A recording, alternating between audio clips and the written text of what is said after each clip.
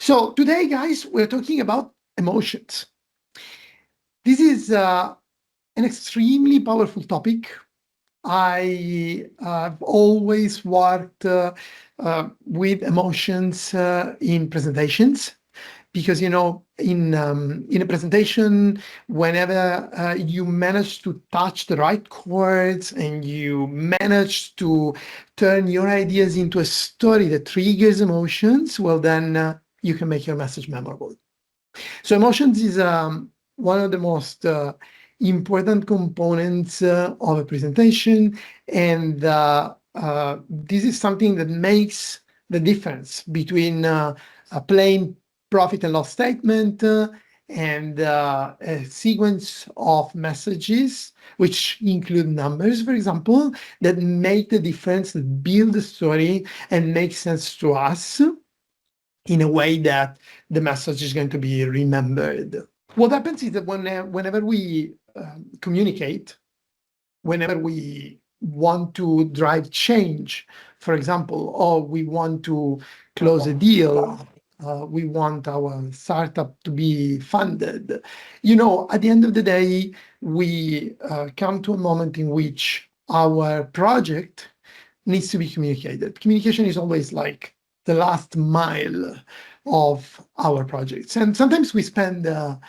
weeks or months on our projects. That could be a startup or a project in our corporates. It would be lovely if you like to join the chat and tell us, for example, what if you're working in a corporate, if you're working on your own as a freelance, or if you're running your own company, because I've seen there are people coming from different backgrounds. But at the end of the day, no matter how much time we spend on our projects, there is always a moment in which these projects they need to come to life, and the last mile is the moment in which we share this project to others.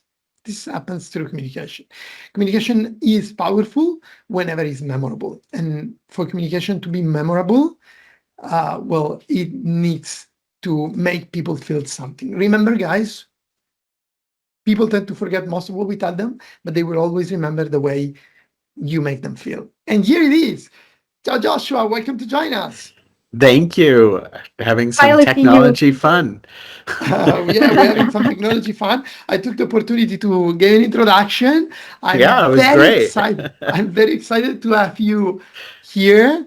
And I started talking about emotions, but I leave the stage to you here because you are the maximum expert of this topic. I wanted to start with one sentence. Um, But we met with Joshua a couple of months ago in an event, just to give a little background to the people who are listening to us. And I've been given this amazing book, which I couldn't wait to read.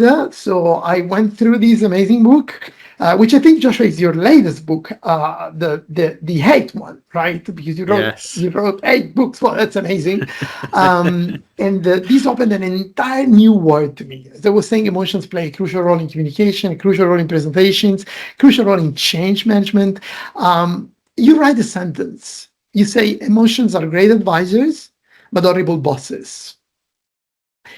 Why don't we start with that? And so I will leave the stage to you if you want to tell us a bit about yourself, about 6 seconds. We are listening to you. Well, thank you. So it's great to be here. My name is Josh or Joshua, either one I'm happy with. And I'm the CEO and co-founder of an organization called 6 Seconds.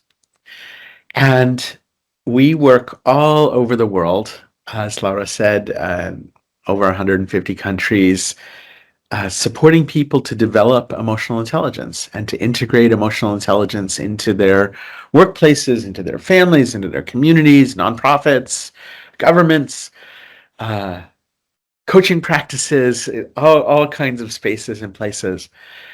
And unfortunately, our mission is to increase the world's emotional intelligence. But unfortunately, it's been going down. And I think a lot of us are feeling the pain of that. I think we can see it in the headlines. I think we can see it in a lot of corporate reports. We can see it in employee engagement. We can see it in data on well-being. We can see it on rising mental health crisis. Levels of loneliness are increasing in the world. So we're in this time and place where I would say we need emotional intelligence more than ever, and it's becoming more rare. And in a way, that's good because it means those people who are working on it have even more value to offer. Supply and demand, right? But at the same time, the pain of this is really intense and people are struggling. And that makes it harder to access these skills. And I think when we're in distress, uh, sometimes we feel a pressure to obey the feeling. I feel angry, and so I yell at somebody. I feel anxious, and so I go in my room and shut the door. And these feelings have tremendous value. But what I would say is when we react unconsciously, when we let them be the boss, we're actually not really getting the value of the feeling. We're just reacting. And in that reaction, we're often unconscious and we're often following some really old, deep patterns instead of actually intentionally saying, okay, what is going on here? How can I figure this out and find my way through this complexity? What I I see a strong connection between feeling an emotion and then an immediate reaction, but there is also a way we can kind of influence that, as far as I understood, by recognizing, maybe naming the emotion itself. Um, Mhm. Before we, and I would love to listen what you wrote about this point, because this, I believe, is a practical tool for us as leaders to, I wouldn't say manage emotions, because I know this is something that we don't like specifically, but to, in a way, direct to address them so that they can empower and enable us to do exploit our potential.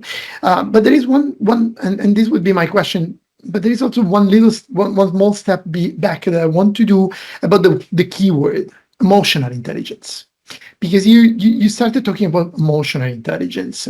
We know you sometimes we talk about EQ as well. There is a quotient. Would you like to give us an explanation, simple definition for all of us who are not who are not accustomed to this keyword, this such strong keyword? What is it? Is it a skill? Is it a talent? Is it a what is it? Emotional intelligence. When I describe emotional intelligence, I find it easier to think about another kind of intelligence. So, for example, mathematical intelligence. Okay, well, is it a skill? Yes, we have skills with math. We went to school and we learned algebra. And we could be really mathematically intelligent. There was some kid in class with us who was like some mathematical genius, right? Um, and then I don't know, maybe maybe that was you, Maurizio. I don't know. And then there was me, who's kind of like, okay, I'm going to figure it out, and I can get through this. But we could both take algebra class, right? And we could both do okay on the test.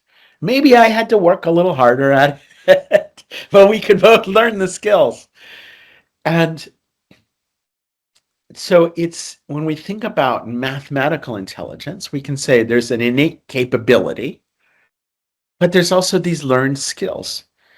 Mm. And in mathematical intelligence, we get data from numbers and we figure out what it means. And then we use it to solve puzzles, right? And that could be balancing our budget or sharing the bill at dinner or, calculating some crazy formula. But we're solving a problem with this data, and we need to accurately get the data. We need to assess that data, figure out what it means, and then find a solution. And there's not just one solution to a math problem. There are multiple ways to go about it. The same thing we can apply, just change mathematical data, numbers, to emotions, our own emotions, others' emotions. We need to accurately get that data. Oh, what am I feeling? Well, what else am I feeling? Oh, what's Maurizio feeling? Oh, there are actually multiple feelings going on. We have all these feelings in the room. I'm stressed, I'm excited, I'm curious, you're happy, you're worried, you're joyful, you're curious. Like there's all these different feelings in the moment, and we can tune into those and then accurately kind of understand what does that mean, and then we can use that to solve puzzles. And in this case, the puzzle is not, how to balance the budget, but how to bring people on board with the new budget. It's not how to split the bill for dinner, but how to make sure everybody at dinner feels like they had a great dinner together. Right? So things like motivating ourselves and others, change, communication, building buy-in, building credibility, navigating deep challenges, personal challenges, loss, change, workplace challenges, loss, change, uh, innovation, sales, customer service, product development, even strategy. Whenever we think about people or in the mix, we have emotions that are driving our decisions. And if we ignore that emotion, we're not going to be intelligent with it. But if we can tune into it and be accurate in sorting it out and then find an effective solution, we're being smarter with feelings. And that's my super simple definition. Emotional intelligence is being smarter with feelings. It's it's amazing the fact that let's say how transversal it is, meaning that it connects all of us in whatever we Mhm. do, professionally and personally. Whatever achievement we have, whenever this achievement includes relating to people, well, then emotional intelligence comes to play. And it is amazing to see it under the point of view that we can even develop it, as far as I understand. So it's sometimes there are there are people that say, "Oh, okay." For example, I've had a boss in the past who was a total genius, but like in terms of so the math and finance intelligence, extraordinary. Uh, but whenever it came to interacting with people, that was a big issue. And so I think this is you made me think about this story because sometimes people like him would just say, I'm not good at talking to people. I'm not good at empathy. I'm not good at emotional intelligence. So I was at the time working for him. It was just saying, you deal with them. Okay. But it's Yeah. amazing the fact that each of us can learn, can develop his own emotional intelligence. And in your book, Emotion Rules, you wrote 12 rules, if I'm counting right, that help us, guide us going through navigating this sea of emotions. And I think it's amazing to discover we can learn this. You also in the book there is a moment in which you talk about emotions as an advisory board. If I Mhm. like each emotion offers a unique perspective of a phenomenon of the predetermined context. And whenever I picture myself this advisory board of emotions, this takes me to the Pixar movie Inside Out. Probably this is Yes. something that people have already told you. I don't know. But is it what you meant, or can we imagine our emotional intelligence has our capability to listen to all these advisors in a way, receive their message, and act upon that. Yeah. I mean, Maurizio, I ask this question a lot, which is, do you personally have somebody you go to when you are trying to make a big decision? Is there someone you talk to? I do have a few Mhm. ones, I would say. Do you blindly obey and do you just do whatever they say? Oh, Josh, I lost you for a second. Do you blindly? uh, do you just blindly obey and do whatever they say? No, Do you completely ignore them? absolutely not. I listen carefully. Okay, and then what? And then I I take responsibility. I connect the dots likely with my experience, with my feelings, Mhm. and then I take my own decision because I know I will be the ultimate responsible of that. And Yeah, so, yes, I do listen carefully, but I don't blindly follow in general. there it is. We just do the same thing with our emotions and say, okay, fear, there's something at risk that I care about. Fear, what are you telling me? One of a dear friend of mine who died a few years ago, he was one of the 6 Seconds board members, named Ayman Sawaf. And Ayman first told me about this, I don't know, 20 some years ago. And he told me that he would meditate. And in his meditation, he would imagine this meeting room with all these different emotions. And I think, somebody must have read his mind when they made Inside Out. And he said, I would ask, okay, so anger, what is your view about this situation? Fear, what is your view? And I thought, that's a really fascinating way to think about emotions. And so when I talked about this, emotions are great advisors but terrible bosses. This story from Ayman is what I had in mind. And the point is, I'm making a decision. We're selling our house and we're going to be nomads. And part of me, part of me says, you are insane. this is this is such a beautiful place to live and it's so peaceful and you love it here. What are you doing? And then part of me is saying like, wow, let's go. Right. So I can think, well, there's fear, which is saying something you care about is at risk. You care about this peacefulness. You care about this stability. There's excitement saying, well, what else is there? There's hope saying things can be better. There's grief saying there's something here you really love that you're losing. What is it you really love? Uh, there's frustration saying like, well, there's some barriers. You want to go over here, but there's some things in the way. What's in the way? So all of these different feelings, I kind of think about it like changing glasses. And I can look with, my red glasses and my green glasses and right? And I can kind of look at this situation through different perspectives.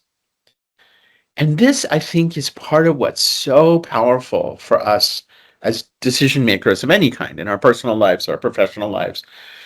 We have all this data available to us for free, constantly, if we choose to open ourselves up to this feedback.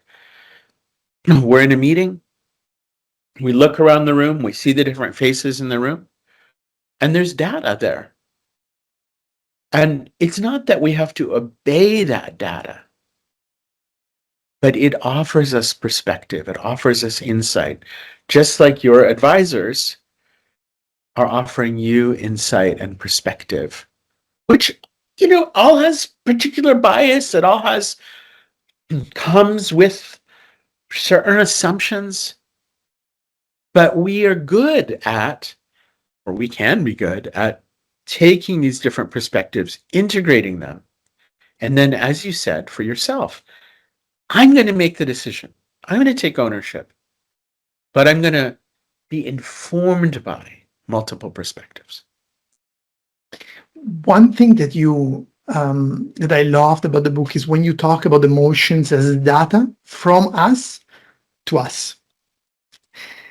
So connecting to what you're saying, we are sending information through how the emotion, or in the shape, under the shape emotions, to ourselves, and receiving them is like the advice from the advisory board or the mentor, and therefore we should be able to listen and then decide what to do.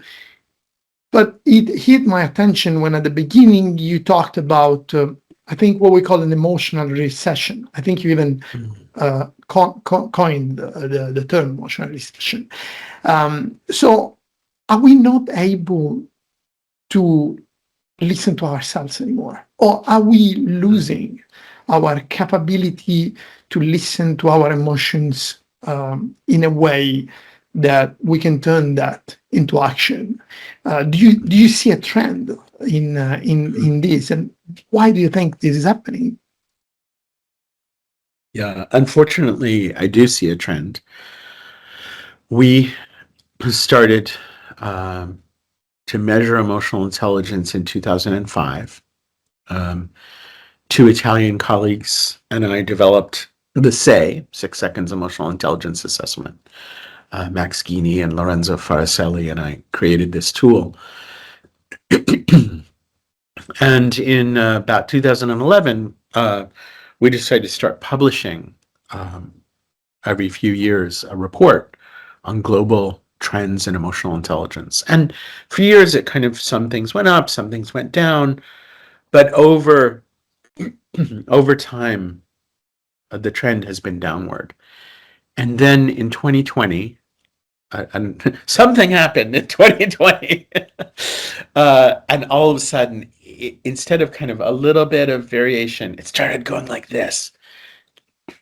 Like there was an earthquake affecting 169 plus countries. And of course, there was. In the period since then, we've had 5 years of steady decline across every competency that we measure. So economists say a recession, an economic recession, is a prolonged contraction of the output of the economy, usually measured in GDP, for example. So the engine or the factory is putting out less money, usually for 3 calendar quarters is a typical, the economic output is declined for three quarters. Economists call that a recession. So I'm saying, well, we've had 5 years of decline in emotional intelligence, which is the input to the economy. It's how we get energy. It's how we envision the future. It's how we connect with each other. It's how we solve problems that allow us to do the work that's going to generate that economic growth in the future. And with this steady decline across genders, across ages, particularly worse if you're younger. Basically, in our data, the younger you are, the worse the effect has been,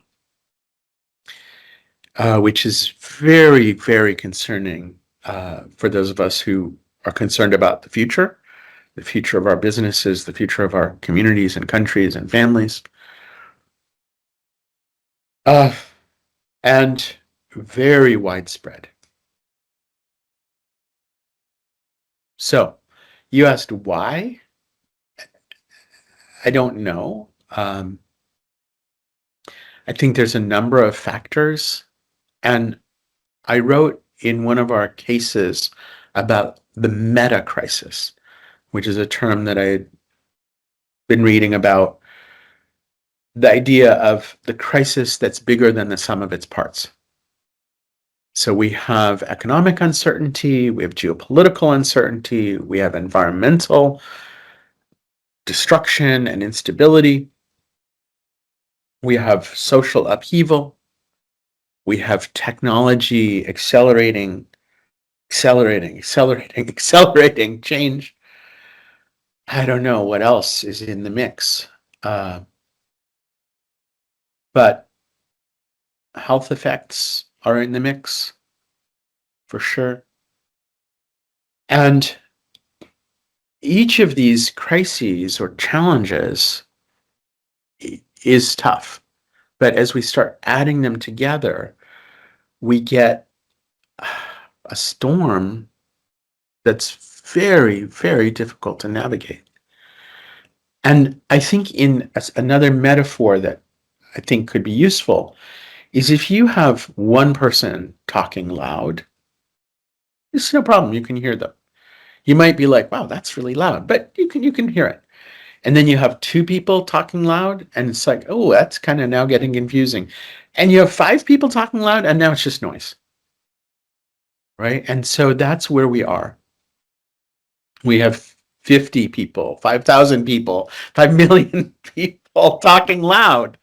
And it's just it's just noisy out there. It's noisy on our social media feed. It's noisy in our meeting rooms. It's noisy in the public square. And in this noise, it's incredibly difficult to discern and tease out and go, okay, this is actually important. How do we tune into that signal, the signal to noise ratio, right? How do we tune into that signal? And as a business leader, as I look at this as a CEO, and I don't know how it is for you. For me, for decades, I go to board meetings and I say, okay, here's my plan. Here's the budget. And every single board meeting, somebody says, how confident are you in these numbers? How confident are you in this plan? And for decades, maybe just out of arrogance, but for decades, my answer was, I'm really confident. And over and over and over, year after year after year, I mean, I wasn't always exactly right, but year after year after year after year, I hit my numbers. I achieved my goals as a leader. And then 2020 hit, and I went to a board meeting and I said, I actually was reading these notes recently. I said, our team in China is reporting some issues about this new virus. I think it could be really bad. I think it could have a widespread effect. And so I'm seeing a lot of uncertainty on the horizon. That was in February of 2020 in our board meeting minutes. And well, how confident are you about the budget? Well, depends a lot on what happens with this virus. And then since then, I feel like every board meeting, my answer has been, I'm not very confident. This is my best guess, but I will be honest here, Maurizio, and say, I think part of it is me. I think part of it is my own confidence, my own sense of like bravado has been dented. But also I think it's the reality that it's become harder and harder to separate signal and noise. In lean presentation design, we say that less is more is one of the best rules to follow when we talk about decluttering in general. A presentation is, in my opinion, a good example of what you're describing whenever we come to a meeting and we want to show everything because everything is important. And then if you talked about one person speaking loud, but if you have one slide speaking loud, we can handle. But when it becomes 10, 20, 30, hundreds of slides speaking loud because full of content, font 6 point and full of numbers. There is no story, zero emotion. Just because since I'm doing business, then there is no emotion that I can infuse in my presentation. Well, then, of course, the result is nobody's listening. We call it death by PowerPoint because it really puts people asleep. I think that one component that is probably impacting us these days is artificial intelligence.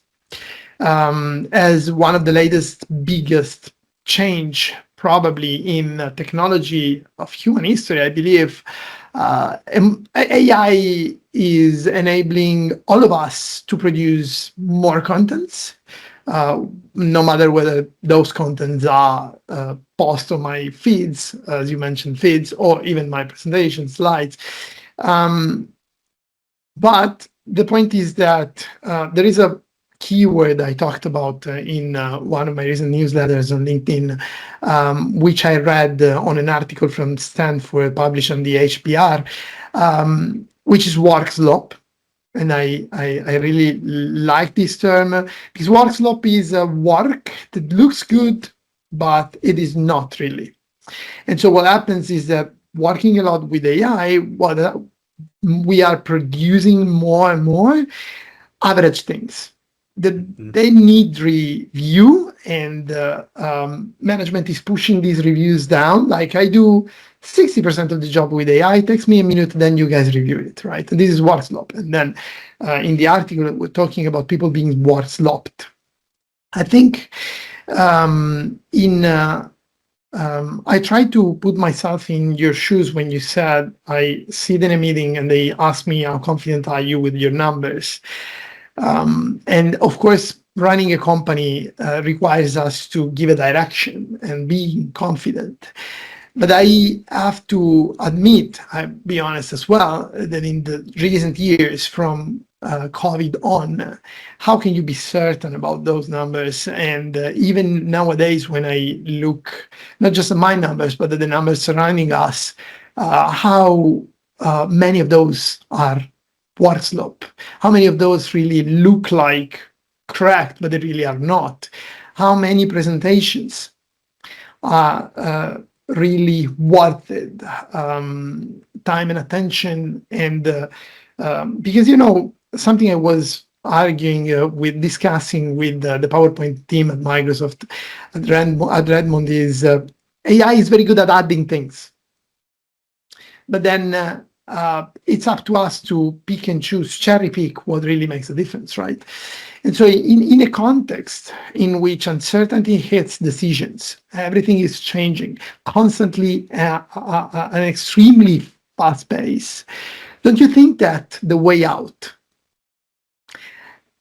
is emotional intelligence? Now, I know that probably you are sitting on that side of the table, and but I truly believe that, and this is what hit my attention when I read the book, because sometimes we know that when we take a decision, we want to believe that we take decisions based on numbers.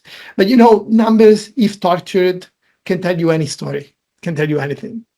So at the end of the day, there is a strong component, at least in the way I take decisions, I believe, that is emotionally driven. And therefore, I think emphasizing with our emotions, if I can say that, is probably something that I see as a way out. And I want to connect this point to the fact that you say that most approaches teach people how to manage emotions, controlling reactions, staying composed, pushing through. But seems like this is the wrong approach. We shouldn't just manage them.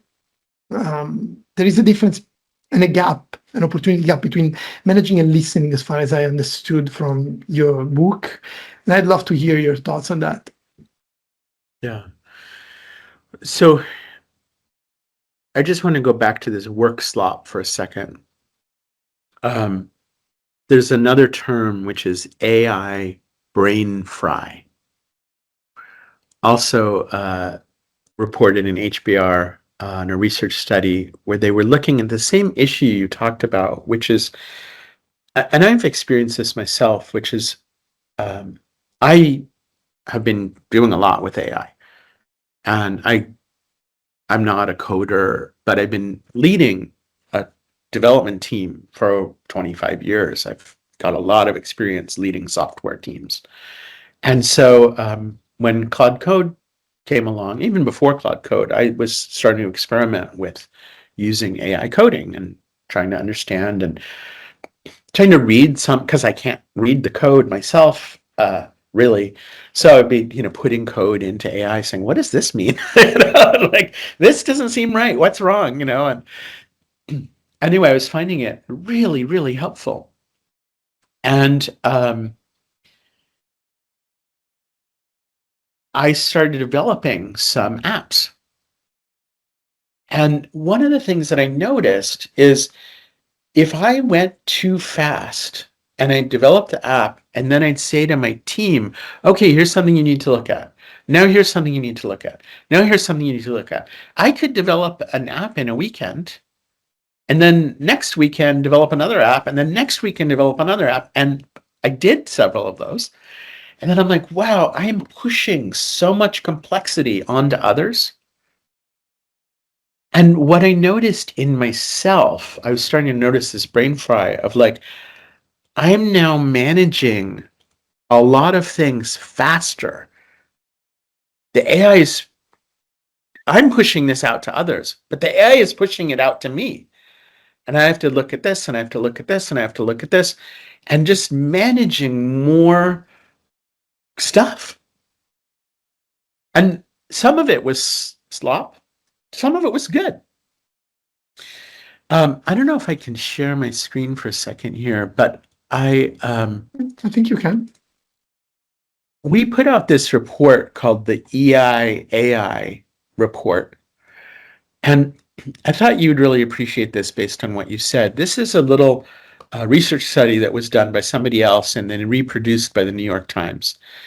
And what you can see here is on the left are digits that were handwritten.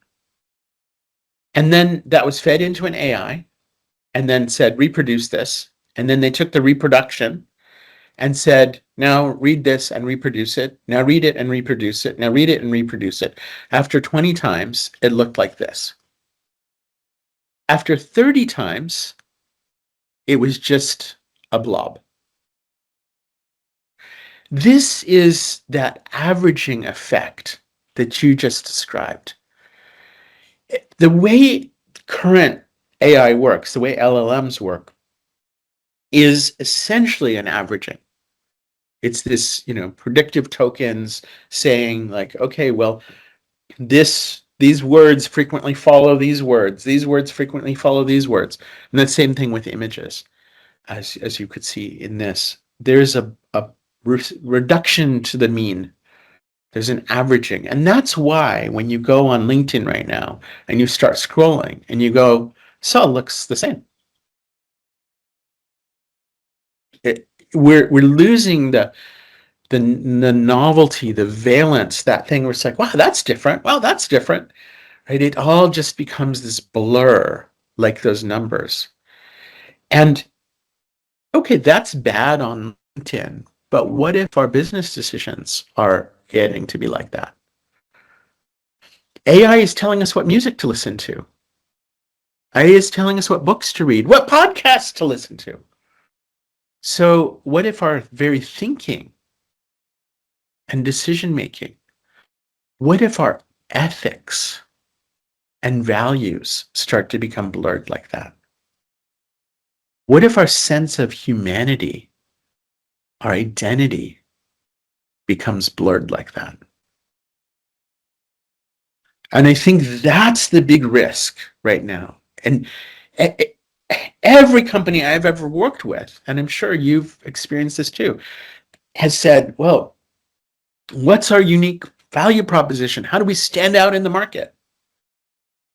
And if we just let this blurring occur, and there is no differentiation because it all is just a averaging of averaging of averaging of averaging. And then there's no innovation. There is no unique value proposition. It's all fast food restaurants.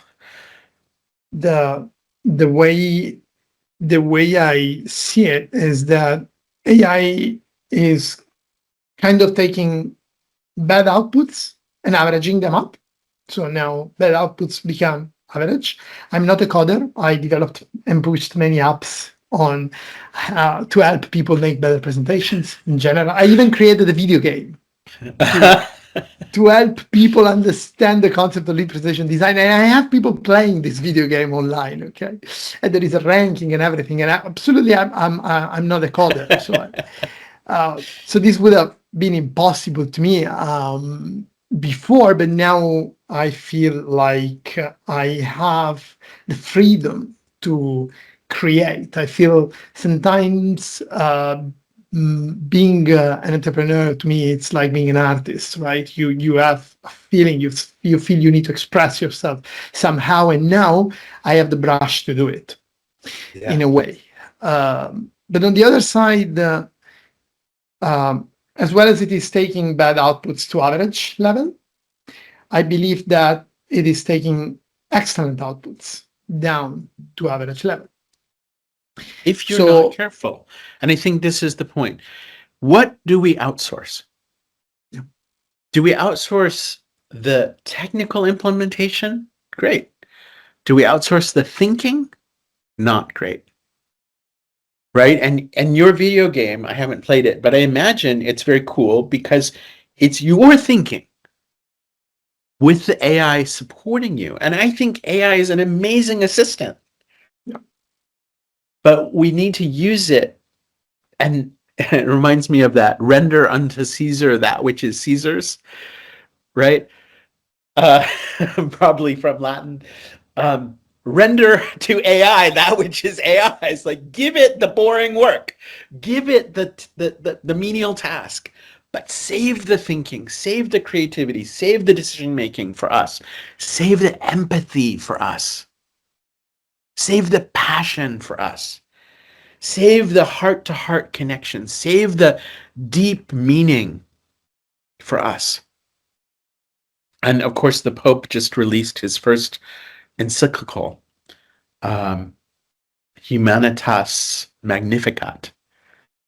And this is very much what he said. Save the values, save the ethics for us. Save what it means to be human for us. And emotions are part of how we do that.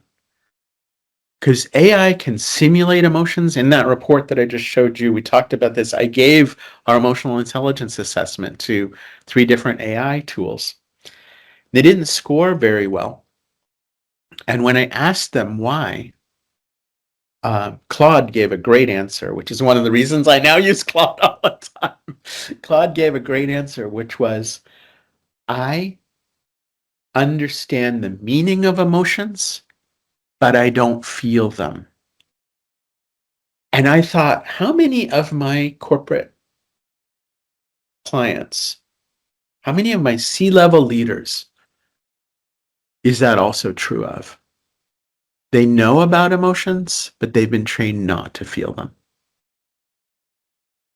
And what if we can undo that and say, in this era where we have to really double down on what it is to be human, it's time for us to actually feel our feelings. And that's part of what's going to allow us to thrive in this incredibly chaotic, difficult time and retain our humanity. You say, know yourself, choose yourself, and give yourself. Yeah.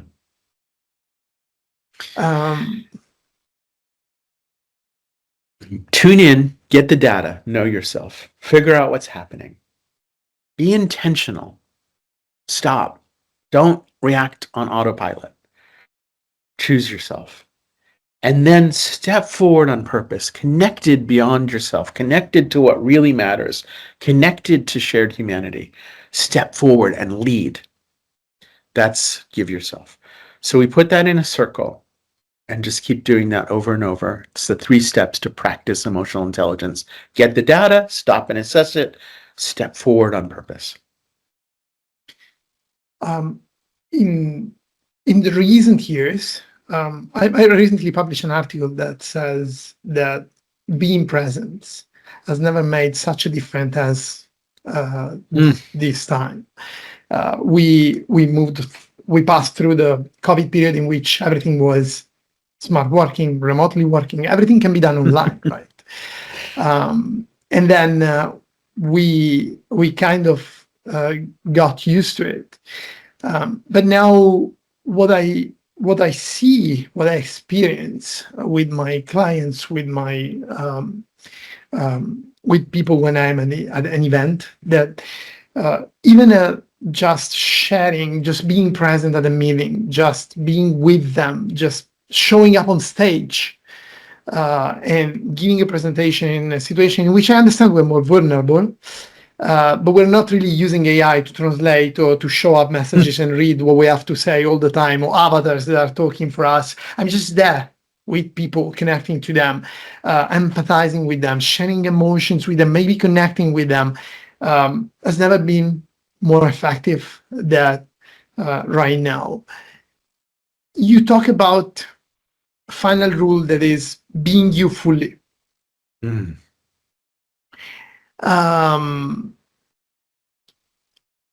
Do you think there is a connection between these concepts? Yeah. So I think we can go back to that signal to noise ratio. And in that noise, in those blurry numbers, I mean, just like looking at you, I can see in your face, I can see you're awake.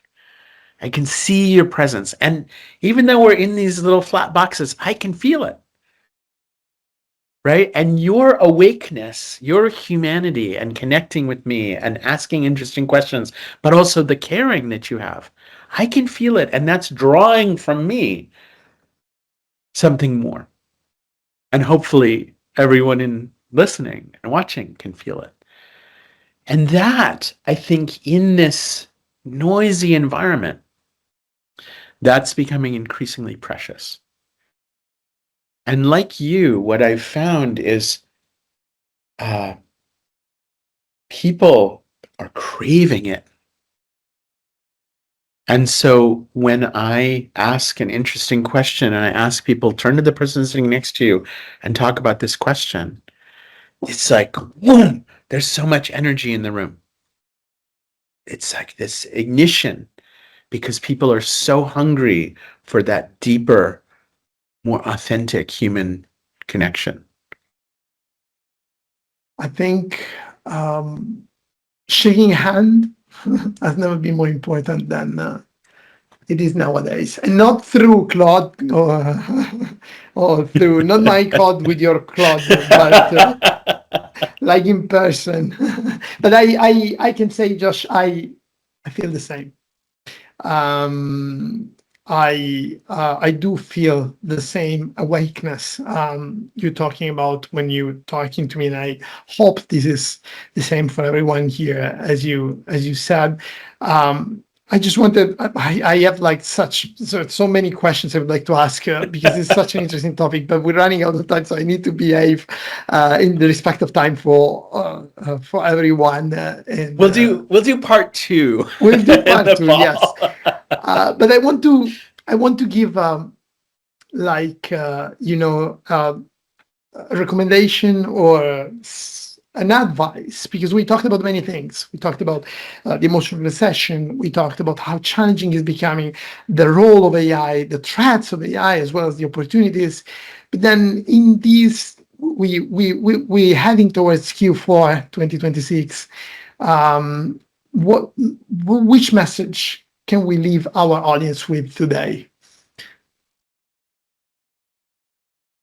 So I think in the pace that we're experiencing, we have a pressure to go faster, to produce more, to just put it in the AI and let the AI answer. And I think this is a moment where more moments matter. Just a tiny pause. Just what I just did is I just answered you much more slowly, right? Just taking these moments of slowing down for ourselves and the people around us, and making a little bit more space to feel, to connect.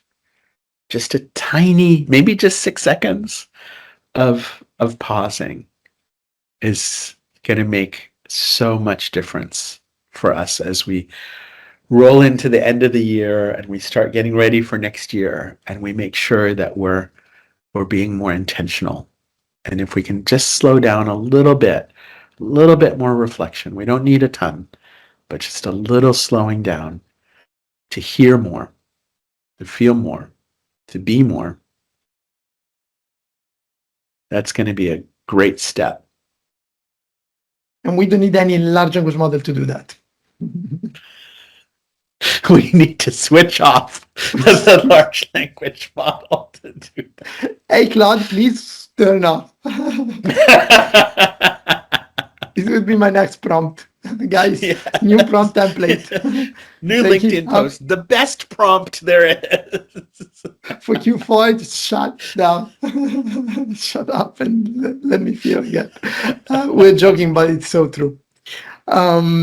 Okay, so I think towards the end, first of all, I want to thank you very much, Josh, for the amazing conversation that we had. I'm so glad we met at the event in Milan and we had this opportunity. I see the girls are putting in chat some resources. Thank you, Ilaria, for sharing the resources. Guys, go and check everything about 6 seconds. I do recommend this book because it's the latest that I read, and this took us to this conversation today, inspired me. I found plenty of connections between the messages, our messages, and I love very much your perspective on how under the point of view of emotional intelligence, and it's impressive how much this applies to the world of presentations, but in general across everything we do. So once again, I want to thank you very much. I know Laura from my team is probably going to step back and share some resources as well. I thank you very much, Josh, Ilaria, and the team for organizing, my team for organizing, and every one of you guys who showed up today. I know this took an hour of your time, and I hope it was worth it. Time is one of the most precious resources we have, and so I believe that we need to make it worth it. So I will add it to Laura now for the conclusion. Yeah, and actually, we have 2 questions in the chat. Oh, okay, we have questions. Okay, Josh, we have questions. Just 2. We don't have much time, but we have 2 questions. So the first one from Serena is, what would you say to someone who feels increasingly connected to technology, yet increasingly disconnected from themselves and others? I would say you're not alone. There's a research study that I think Upwork did, where they found that increasingly team members feel more trust and comfort with their AIs than with their human colleagues. And I think it's a tremendous risk, and it's a reality. AI doesn't disagree with you, it doesn't argue with you, it doesn't blame you, it's infinitely patient. It doesn't challenge you, it doesn't make you grow. What I would say is, again, pay attention to what you need from different voices. There are things that AI can help you with that's going to be helpful, that's great. But don't give the human work to AI. Give the human work to humans. Go, Laura. I'm not going to intervene in respect of time, so okay, go to the second question. The other one was emotional intelligence is your capacity to recognize the emotions, understand why they occur, express them appropriately, and regulate them. How AI discover it? How does AI discover emotional intelligence? Well, I've done some work with a couple of different AI researchers on this topic. I'm super interested in this question of, can AI actually have emotional intelligence? And as I said, I think AI can simulate emotion. It can understand the concept of emotion, but we're many years away, if ever, that it will actually be able to experience something similar to emotion. And I think this gives us a great reminder. We have what is still a unique human capability, and maybe for a long time, maybe forever, a unique human capability.